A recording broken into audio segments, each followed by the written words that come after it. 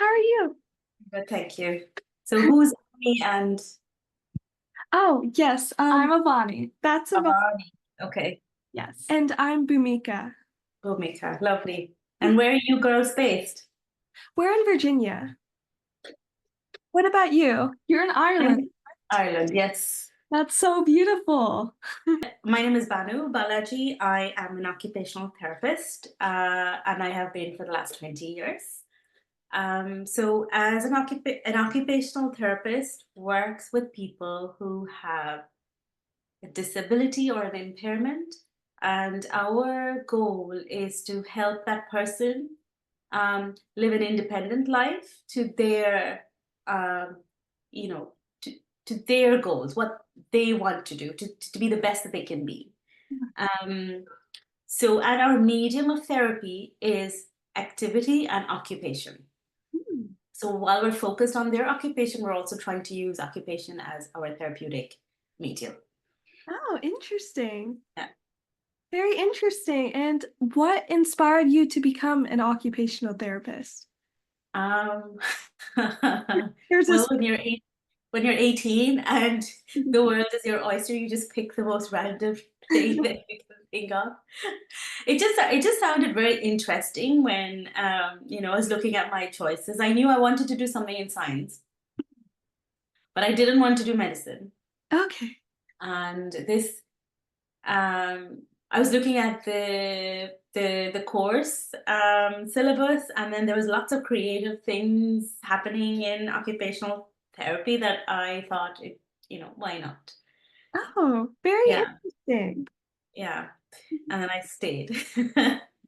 That's great. And if you could give any advice to someone who's, trying to follow your footsteps about, occupational therapy, what advice would you give them? As far as I know at the moment, occupational therapy is very hard to get into, Right. right? But what I would say to people is that there's lots of ways to get there. So even if they didn't get their bachelor's program in occupational therapy, they can always do other things like, you know, health sciences, psychology, biology, and then there's routes into occupational therapy with master's programs and or as a mature student. So there's many ways to get there. Oh, very interesting. Yeah.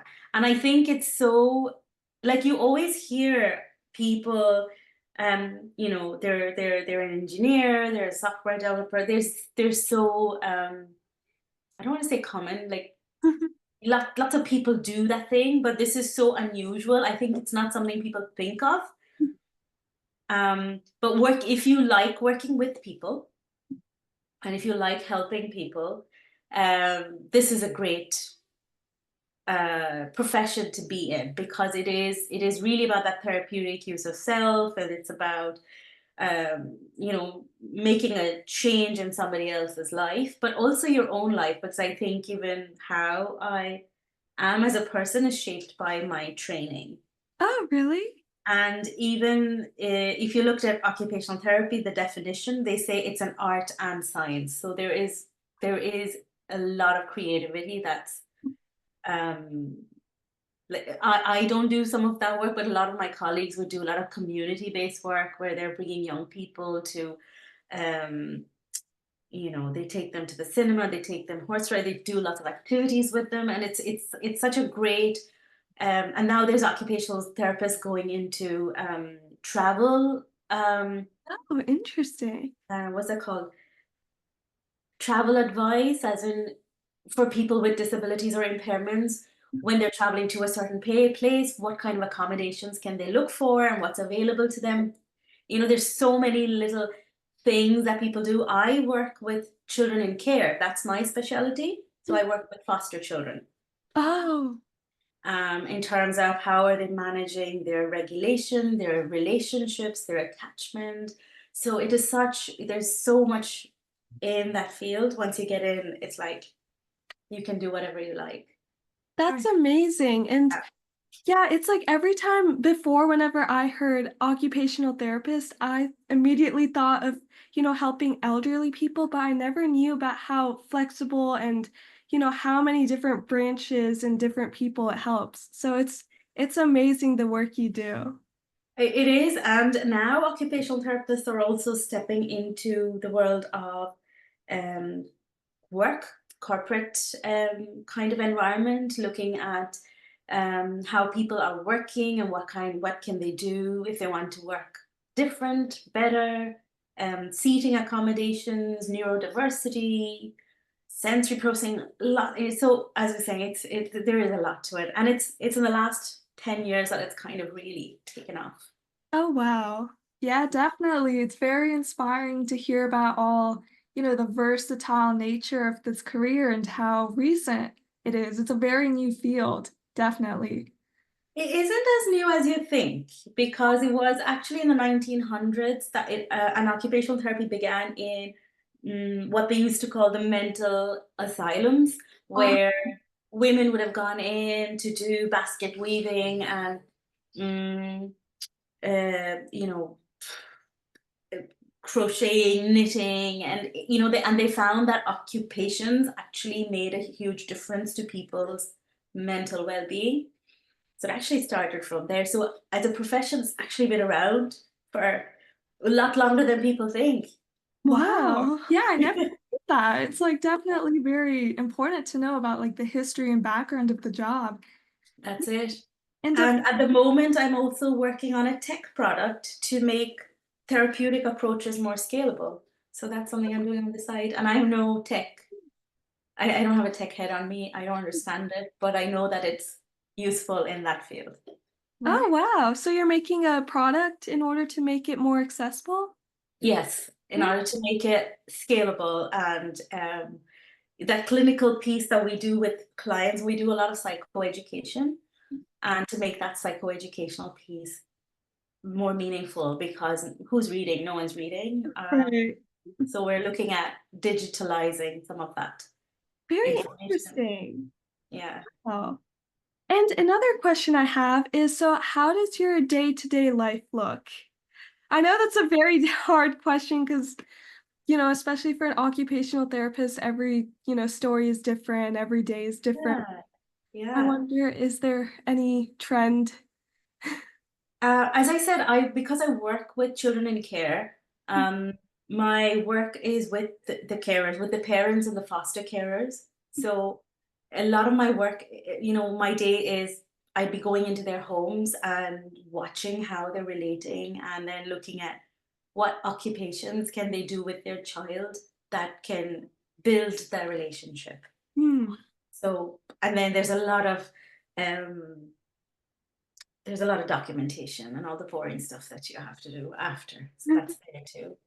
But I worked in a child and adolescent mental health service, and that would have been very, very varied. Like you'd be sitting in team meetings, making decisions on how the whole treatment plan might go for a child. So they have, say, ADHD, and the psychiatrist is saying this is ADHD and with medication.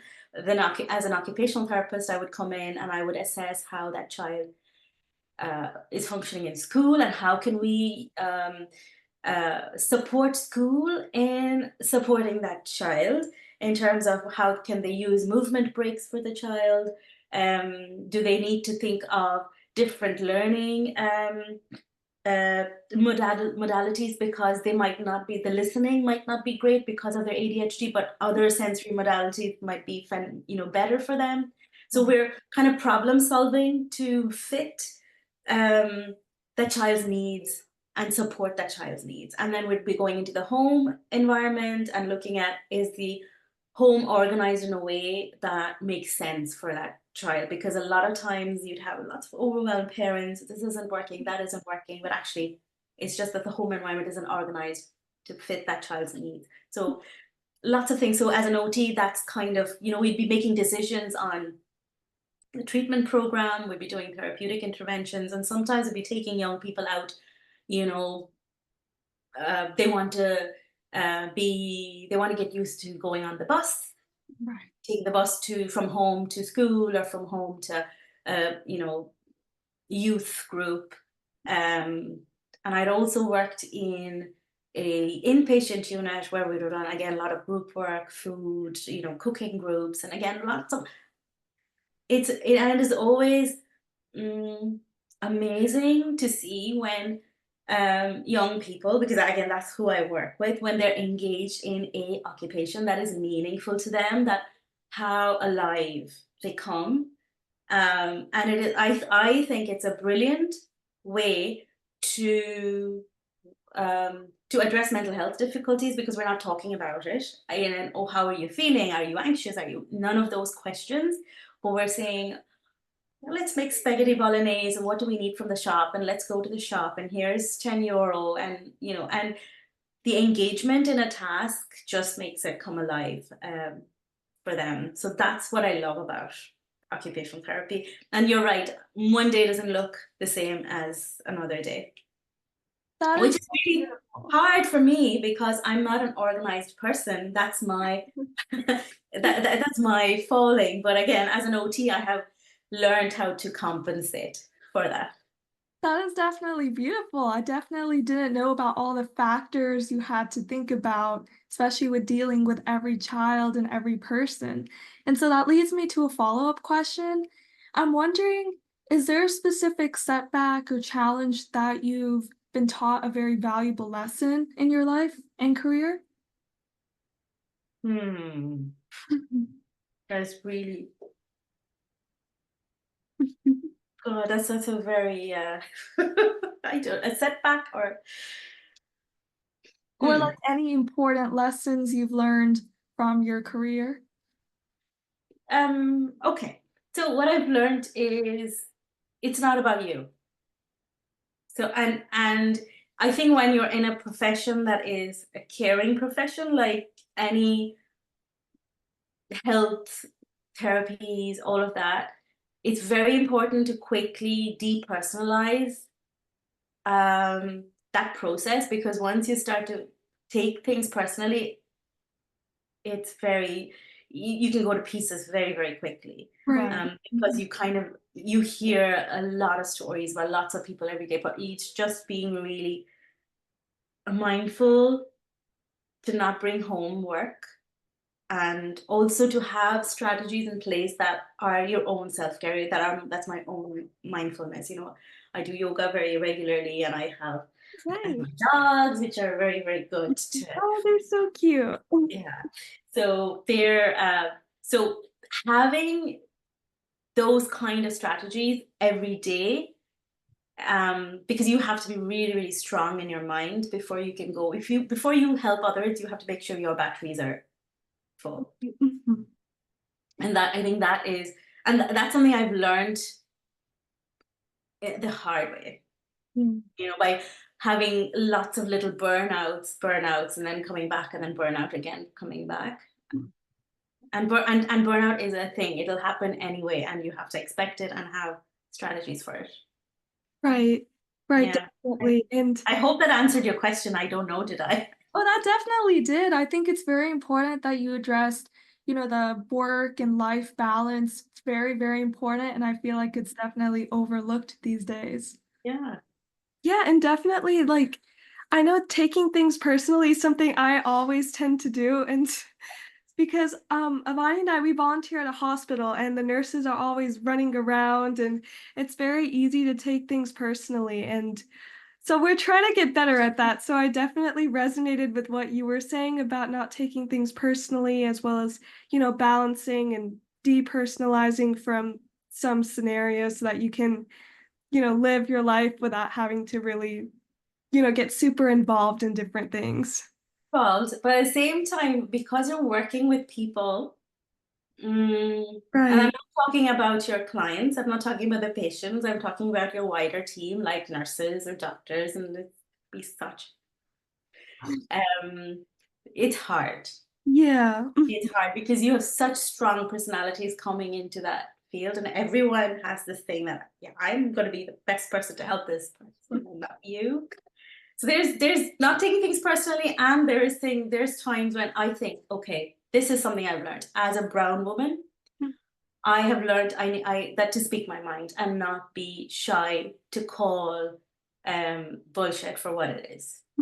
That's And true. that has what has helped me in the, and this I learned the hard way because I trained in India where it is very submissive. You are kind of yes sir, no sir, three bags full sir. Mhm. And then I working in Ireland, it took me a while to say, actually, this is not okay, and I need to say something about this. Oh, wow. Yeah, it's not okay the way you're treating me, or it's not the way you spoke to me, and I will say something about, and I will say it now, and I think that's the best lesson that I've learned. Yeah, definitely very important, especially like communication these days and you're in the workforce. And Hmm. that brings me to another question. Have you had any mentors or teachers that have really inspired you to do well in your field? 100%. It's wherever you are, always find um there there's always a lesson to be learned from the people that you're working with. So listen and watch before you put your foot in and before you say things, because sometimes you can quite get impulsive because you want to prove yourself. Mhm.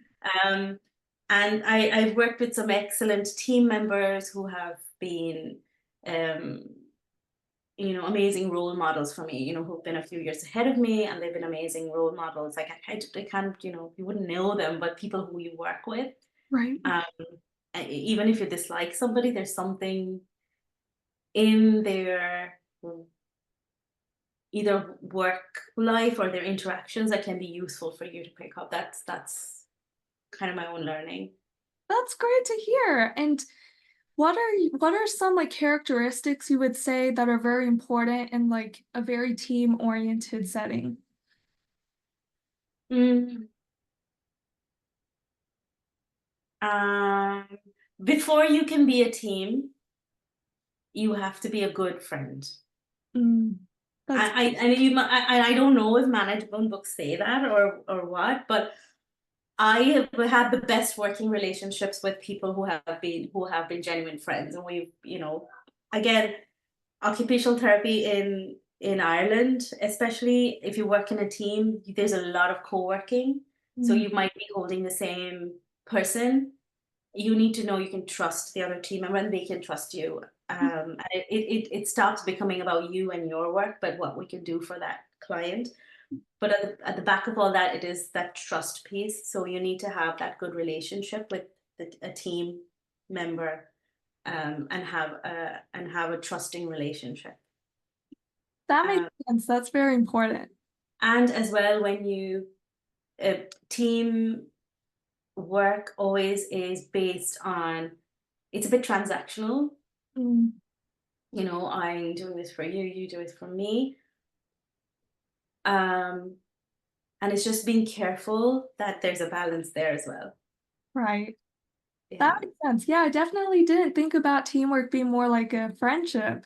That definitely Mm. sets the mindset into a more positive lens. And I think many people need to think like you about this.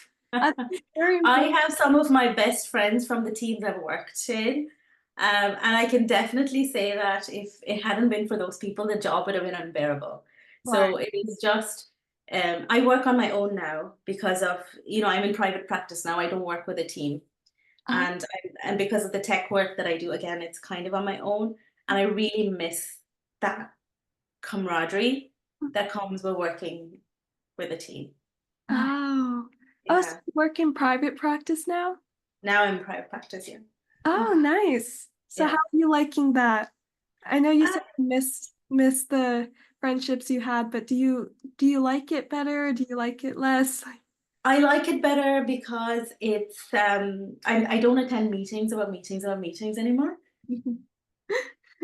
So I like that bit. And I also like the fact that I can set my own time.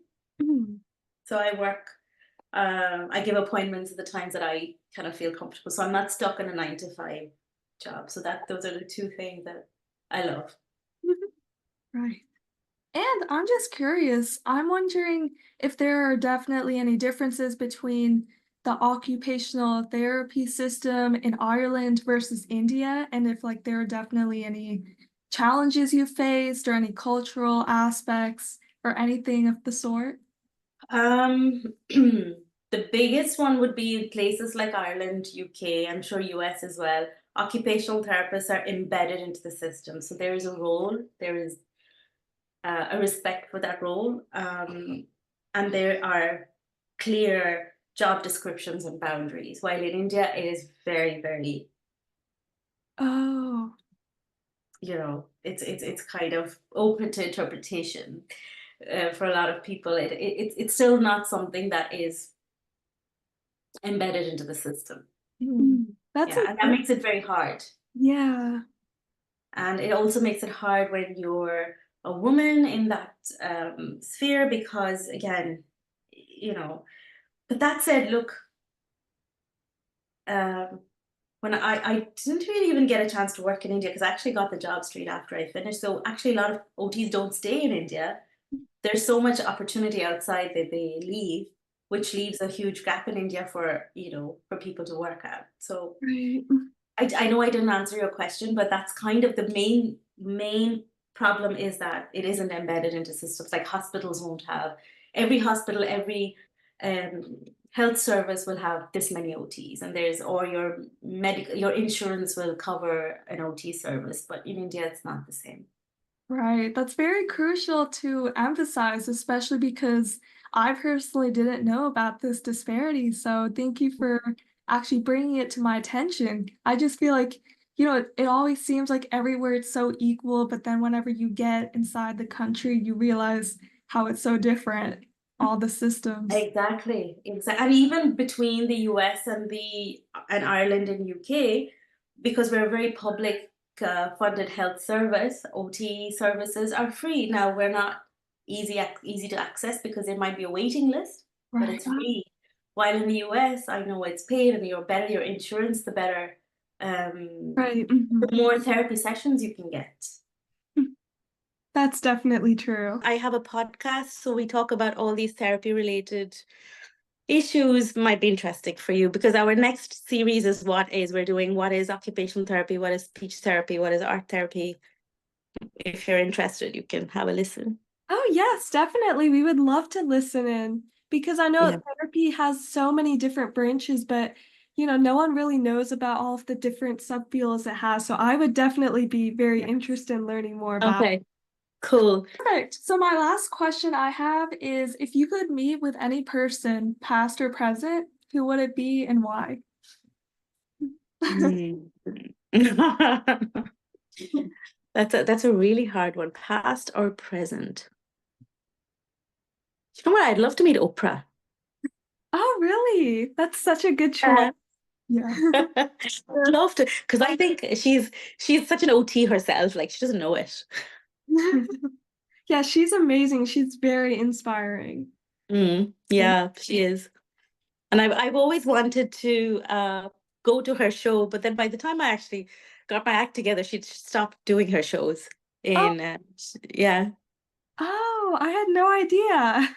she doesn't do them anymore, as far as I know. Oh, wow. That's a bummer. Yeah, But I would love to meet her. that's such a good choice. Yes. And she's definitely very inspiring to different women, all women of color, all people of color, really. It's All really people of color. Yeah, amazing, and amazing what she's done with her. Even how she manages her wealth, and she's so giving. I love that. that is so true. Yes. So what year are you? What grade are you guys in? We're juniors. We're 11th graders in high school.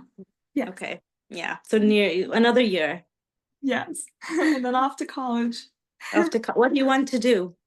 We want to become doctors. Yes, Of one day. course. Of course you want to become doctors. What else do Asian girls do? They become doctors. No, I'm just joking. Are you twins? You are. Yes, yes, we're twins. Yes. Yeah. I'm sure you'll be the best doctors that there is. Oh, thank you. It was so great to hear about your life and hear about what you do. It's very inspiring and I hope more people become occupational therapists because it's such an amazing field. It is It definitely. is an amazing field, and we do need more people in it. Yes, it's so Yeah. inspiring to hear about your journey and everything and your thoughts. Very. Thank you. Yeah, so that's all the questions we had. So I just wanted to Fantastic. one more time, one more time Thank for you. the time and energy to speak with us today. We really appreciate it. No problem. My pleasure. My pleasure.